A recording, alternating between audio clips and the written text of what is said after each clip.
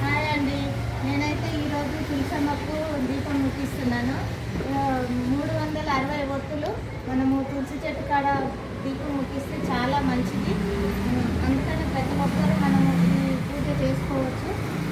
అందరూ గుడికి వెళ్ళవచ్చు, ఇంట్లో మనం తులసమ్మ కాడ ముట్టించుకోవచ్చు. చాలా బాగుంటుంది. నేనైతే ఇప్పుడు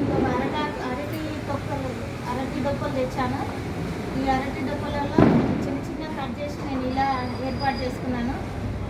ఇక్కడైతే అమ్మవారికి అయితే తులసమ్మకి అయితే బట్టలు, గాజులు, ప్రసాదము, కొబ్బరికాయ, దీపం నైవేద్యము ఇట్లా నేనైతే ఇట్లా ఏర్పాటు చేసుకున్నా. మనము గంగమ్మనైతే మనం ఇక్కడైతే తేలేం కాబట్టి మనం ఇలా తొట్టి ఏర్పాటు చేసుకొని ఇలా తొట్టిలో నేను ఇప్పుడు ఈ దీపాలు అయితే తొట్టిలో వదులుతున్నాను.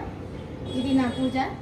నా పూజ నచ్చితే లైక్ చేయండి, షేర్ చేయండి, సబ్స్క్రైబ్ చేయండి, మీ ఫ్రెండ్స్కి ఫార్వర్డ్ చేయండి.